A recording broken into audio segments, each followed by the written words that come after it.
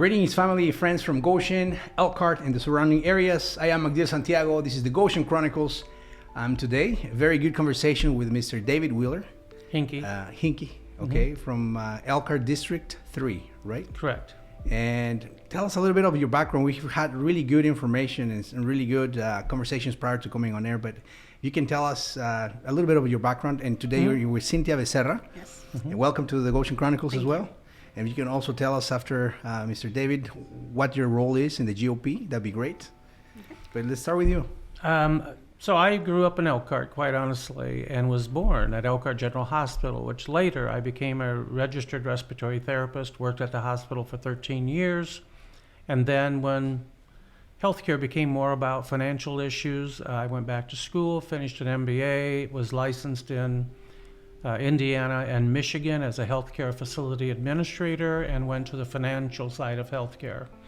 And I think it's imperative to be able to marry up the clinical side to the financial side because they are interrelated. Yeah. And then that came on later to benefit me as a councilman, first elected in year 2000.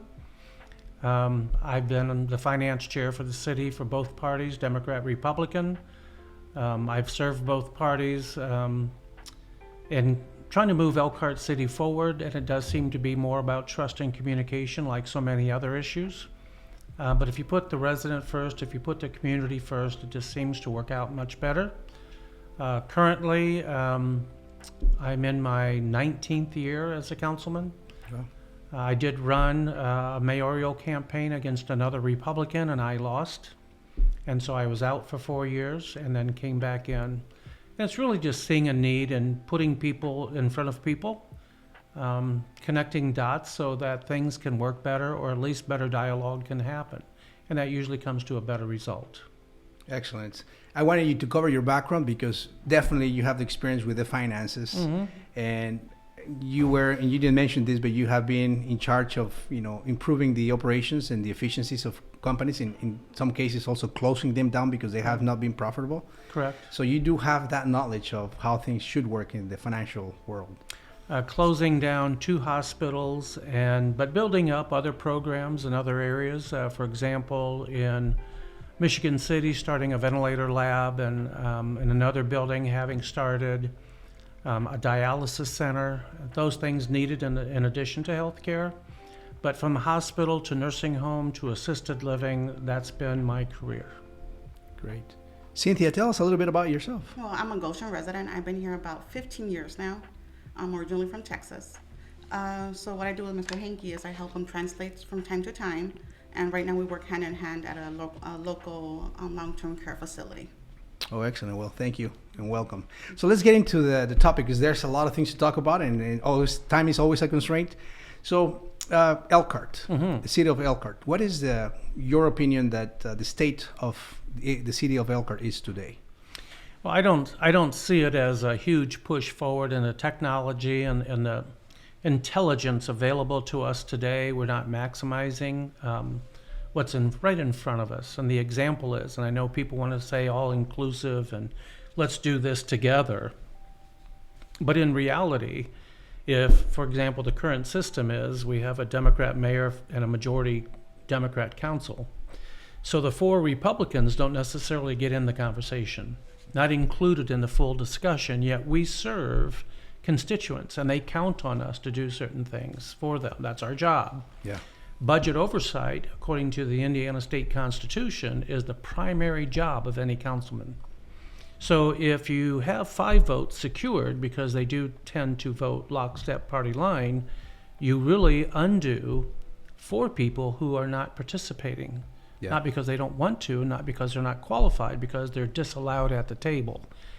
And then, we can come on your show and talk about kumbaya and how we all get along. And the fact is that doesn't happen. What you see at Washington does really happen at local levels as well. And then it becomes more about party when realistically it shouldn't be that way. Well, that's sad to hear. But again, in these shows, we want to make sure that we give everybody the opportunity to express their opinion. Mm-hmm. As I said it before, I do have my personal opinions, but on this platform, we want to stay unbiased. And that's why, we wanted you to come and tell us Sure.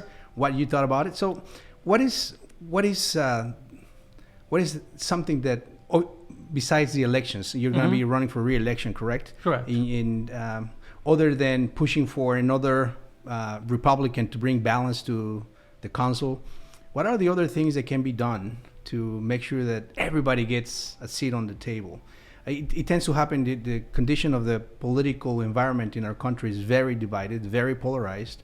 And as you just mentioned, it has trickled down to some degree to the local level, which I would think that it shouldn't, because, ideology doesn't really matter that much, I'm going to say that, because it comes down to functions, right? You make sure that the city is functioning correctly, that the budget is, being used accordingly.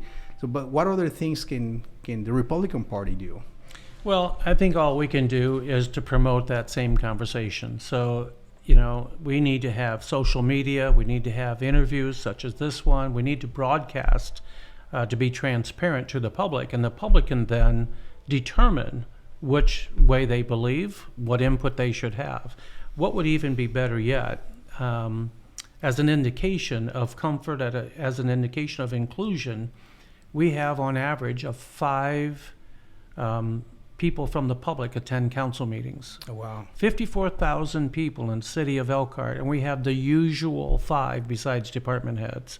That, I think, says a lot about a lack of inclusion, a lack of a voice. I think that's a big measure, and it's direct. So if they don't feel comfortable, if they feel challenged or they're not going to get heard, that's what happens. They get shut out, shut down. When it comes to housing, Elkhart is very behind in housing. There was a Ball State study completed 2 years ago indicating that Elkhart wouldn't catch up with housing needs until 2034. Wow. Their suggestion was that we would look at the south side with dilapidated housing, take down as many as possible, and then bring in investors and developers to start anew and bring in a higher level of housing for everyone to enjoy. So we can talk about that, but at the same time, government decisions drive up operational cost. And there, for example, we do know that the mayor has asked for a $50 million public safety building. And it's one thing to ask, it's another thing to say, how are you going to pay for that thing? You're not going to pay for it, it's the public that's going to pay for it. I do believe that the fire station relocations are necessary. If they do 3 stations, that's another $50 million. Wow. We also know that we are $100 million behind in water sewer separation, a mandate from 15 years ago that we're halfway through the project, but it's unfunded. So right there is $200 million that has to be paid in some way. Part of it you have a say-so in, part of it you do not. But if you have spent your reserves on things not looking at the future, if you're spending the reserves of the city, the taxpayers' money, to improve while you're in office, to stay in office, then we find ourselves very short of cash. We're going to have to bond out some $200 million. What does the public get for that? They get the same fire service, they get the same police service, and their toilets still flush the same way. Yeah. So they're not going to see it, but they will see an increase of cost because that bond. Yeah, I was going to say, could you be more clear on the bond? How does that work? The bond gets sold at a interest rate of, in this particular case, 4.5%, just about 5%. So on top of some $200 million. That's significant money. Yeah. And that will be paid for by incremental increases in sewer bills. Okay. So that's where those. Okay. So water consumption dictates how much sewer bill you will have. Water takes Utility Regulatory Commission appeal from the city of Elkhart, and it's lengthy, but there does not require that same appeal through increase of sewer fees. So the city has increased sewer fees 2020, 21, and 22, 3 years running for what was already done to water sewer separation. People saw that increase. Yeah. That does impact their household. That does increase the cost of living for every household in the city of Elkhart. Secondly, if you've consumed all that money now in your budget to pay for that bond, you have less leftover money for the quality of life issues, parks, recreations, and theaters, and things of that nature that people are begging for. Now you just spent your money on these monuments. you don't have a lot of money left for the routine daily things that people are searching for to make Elkhart their home. Yeah, I'm sure you guys have done this to talk to the fire department, the police department, to find out if these changes are actually needed. I mean, that's what you would start, right? I mean, Yeah, so the fire department was correct, although they had a location selected and it turned out to be a very poor location. But they said that's what our study showed needed to be. And the neighborhood that it was going to impact came and met with the mayor and the fire chief, and they had more data than did the city that showed that this land could not be built upon, the roads could not manage the weight of a fire truck. And by the way, this is not buildable by EPA, by several federal agencies, and the city pulled back. So the question was, you should have probably talked to the community first, and that was Woodland Estates, a beautiful place there. And that would have been a very poor location. It would have been 100 yards away from the Oslo Fire Department. wow. So you would have had a fire department 100 yards away, another fire department. Moreover, the sirens, the noise, the heavy trucks getting out in traffic, impacting that one area that is very secure, and we enjoy the tax revenue that comes from that, and we would have lowered their average value of their home plus their quality of life.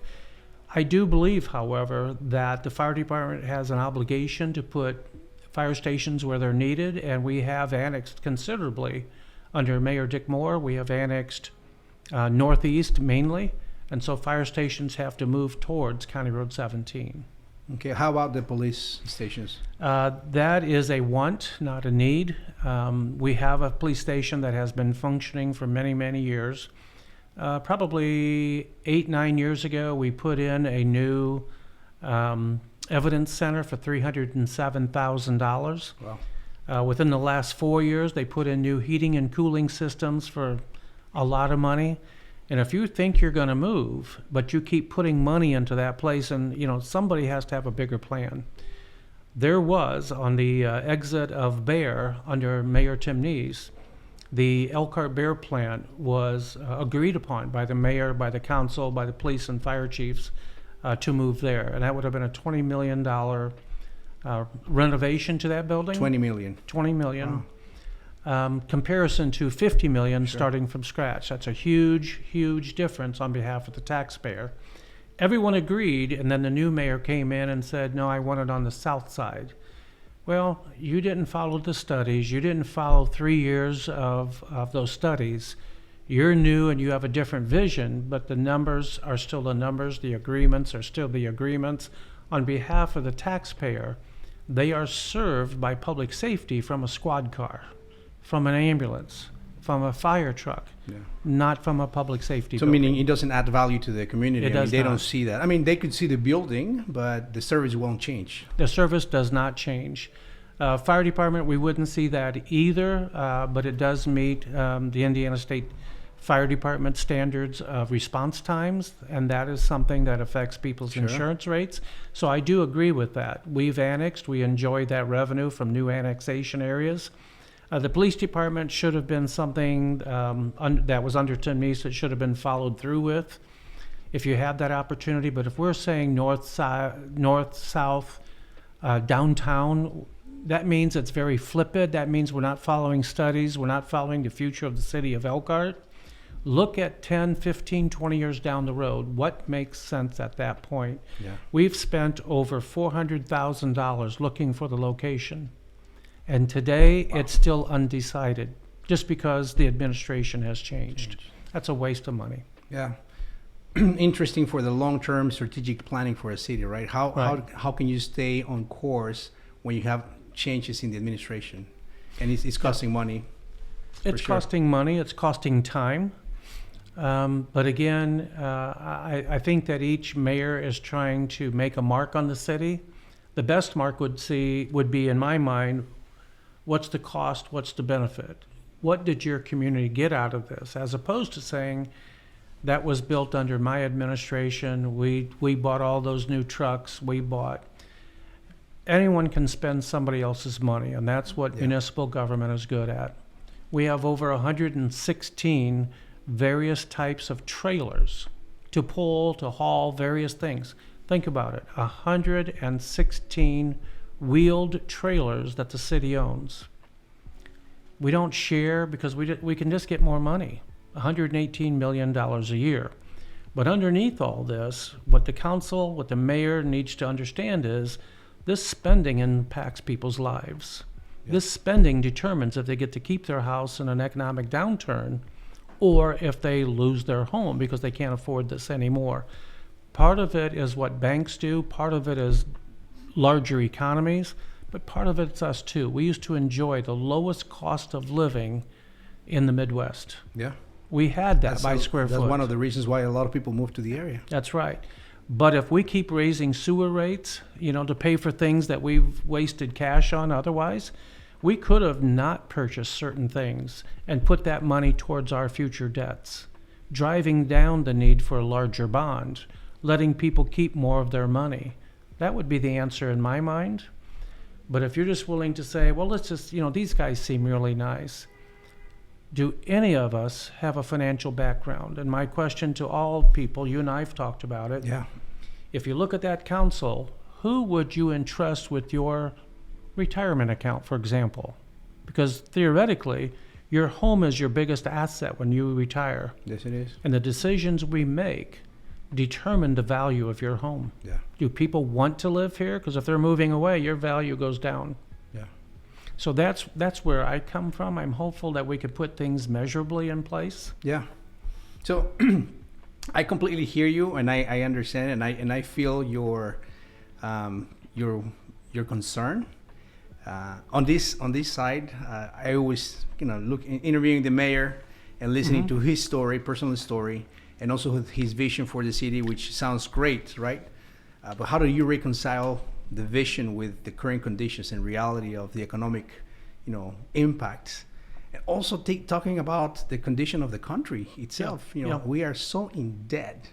It's a record in debt. I think it's like $33 trillion. My goodness. And from the year that I came here in 1996 to today, the country has changed so much. A lot of it had to do with the endless wars that we had since 2000 and 2001 all the way to today. I was talking to Patty one day and telling her that even the definition of a recession has been changed. Right. But on Main Street, we feel a recession today. A lot of people are looking for jobs. I'm telling you, on the Hispanic side, we see people on Facebook groups asking for any places to work, any. And we can see that with slow work is here today. The RV industry is down considerably. And how do we reconcile the vision for the future with the conditions of the economy? What would you say that we have to do as a community together? Take the party lines apart. Yeah. What can we do to engage? I think a conversation like what you said, having the community be part of the conversation and let everyone know what's happening and the real condition of our economic situation in the cities. So I find it interesting, and I know I'm blathering a lot of information here, but you gotta invite people to the real table. Getting Patty Stiles to our table was a big issue in that she had to interview us to make sure that we presented, the beliefs that she had. She wasn't taking it for granted to change a label or to be labeled a Republican. She wanted to know that we stood for what she believed in before she would enter our room. And I was impressed, that she held us to a standard, and we had to say, well, I hadn't thought of that directly from that point of view, but it's helping us grow. From a city's point of view, I would have anyone look at all the boards and all the commissions that the city offers. Look who's included and then look at who's not included. Because through this are the same names all the way through. It's more about who is going to give me the rubber stamp as opposed to who is going to give me a point of view, an honest point of view. We will not grow personally or professionally with a rubber stamp. Everything of $118 million should be questioned. Yeah. But invite people to boards and commissions to get deeper into the system and then become an owner of the system. Let them run for office and take our positions, because that's what needs to happen. Yeah. I've been in, I'll have been in 24 years should I be elected, but I'm hopeful that I have a younger person, still conservative, but a younger person of whatever background to take over and take us to another place. Yeah, let's talk about the GOP for a little bit. Cynthia, you are a Republican. Yes. Tell me why. Well, there's a misconception in our community that Republicans are all bad, that it's all about they take rather than give, and Democrats give rather than take. But speaking to Mr. Henke, you see the big picture. You see the financial aspect of it. Yes, a new building sounds wonderful and it will look great in our community. However, who's going to pay it? Those people, like you mentioned, that are already struggling to find a job. Now we're going to raise their water bill or their electric bill. So when you look at things in a big perspective, you see the true picture. And I think that's what our community is lacking. We need more education in that sense. Because Republicans are not bad and they're not good, and Democrats are not bad or good.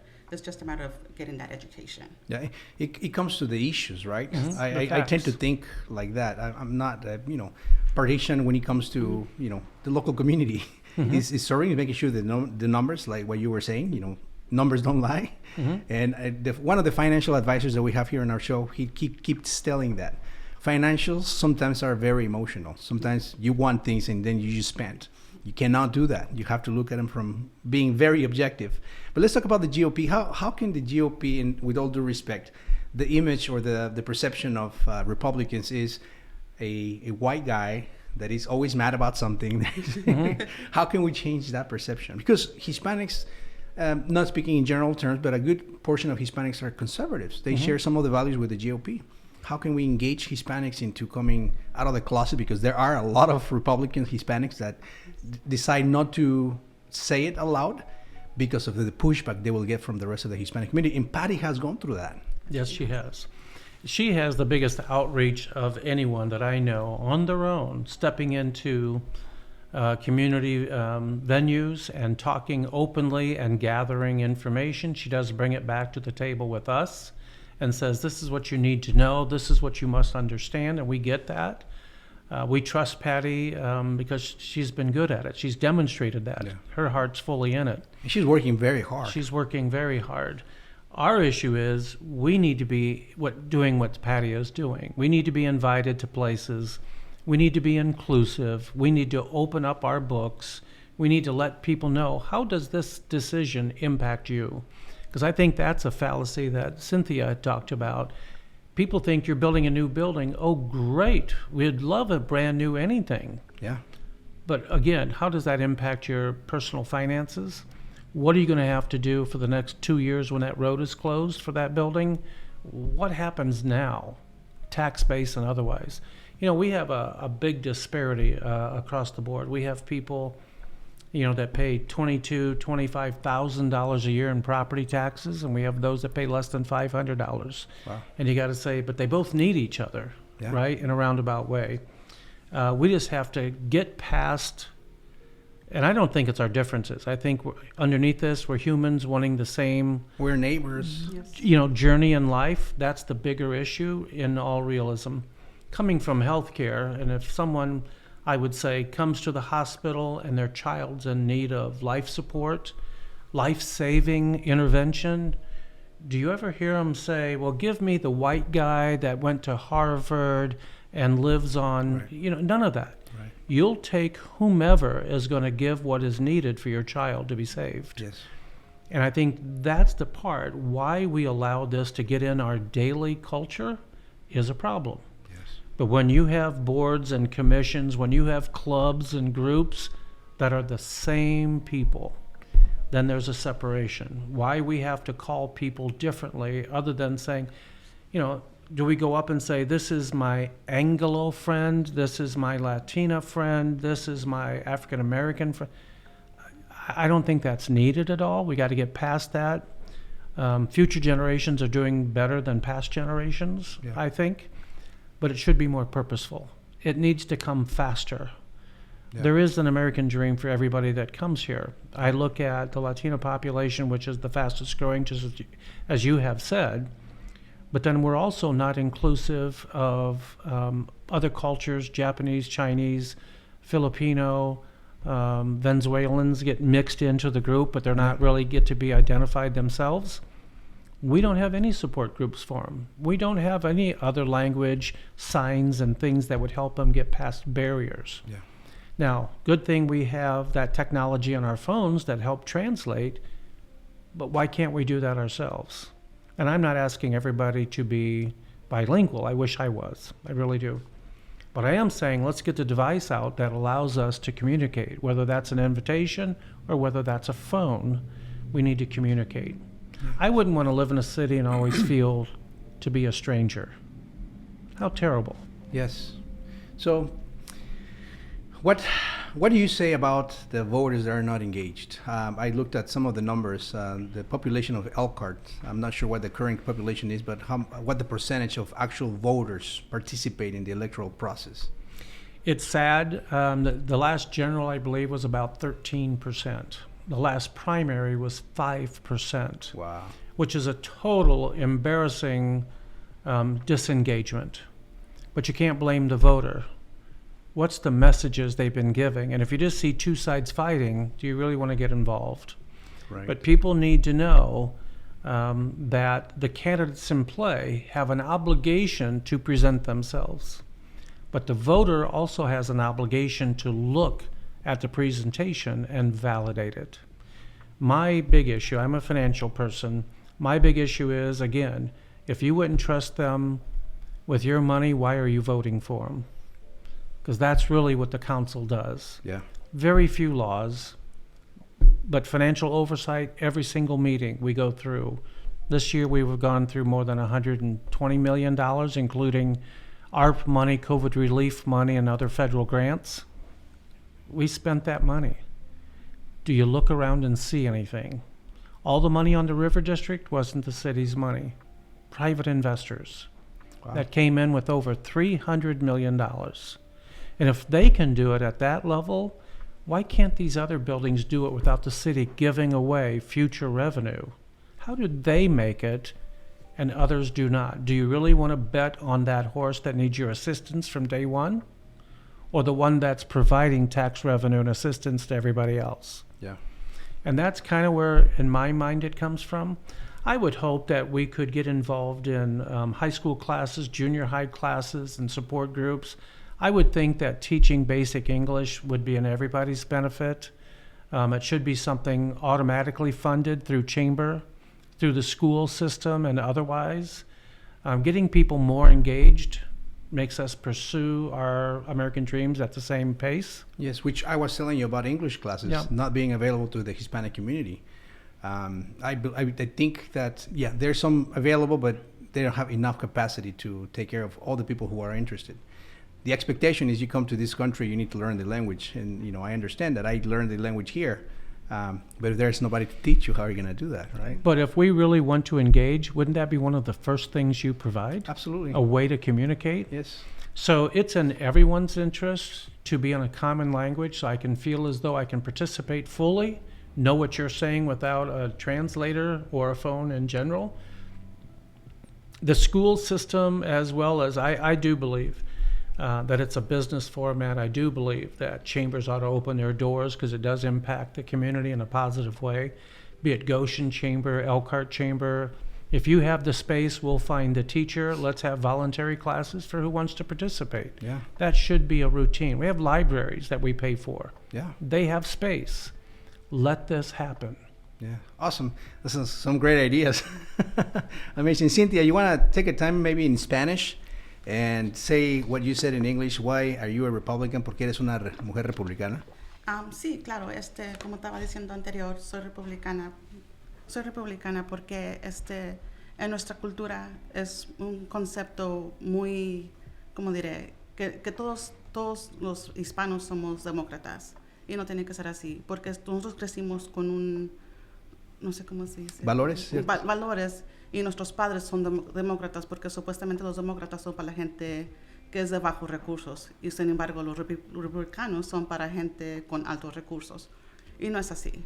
Los republicanos, en mi opinión, son gente de negocio, son gente que están mirando el aspecto completo. Como te estaba dando el ejemplo, un edificio nuevo en una comunidad se oye perfecto, es algo que todos queremos, pero ¿quién lo va a pagar?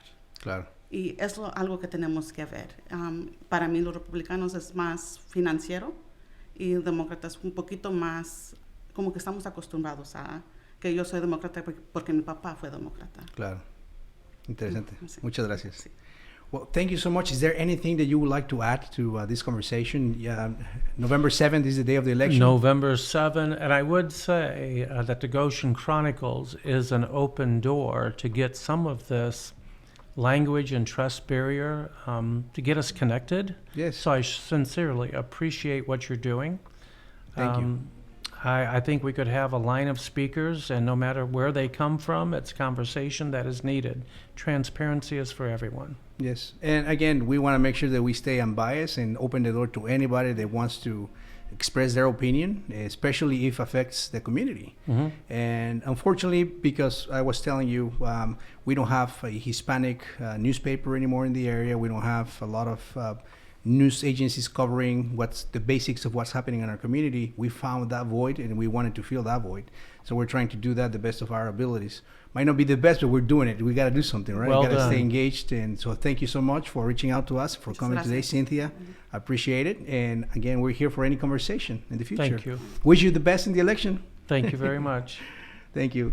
I am Miguel Santiago. This is the Goshen Chronicles. Thank you so much. Please make sure you follow us here on Facebook, subscribe to our YouTube channel, click the like button, and share this content so that our community benefits from all the great information we had today here today. Thank you so much once again. Thank you. Thank you.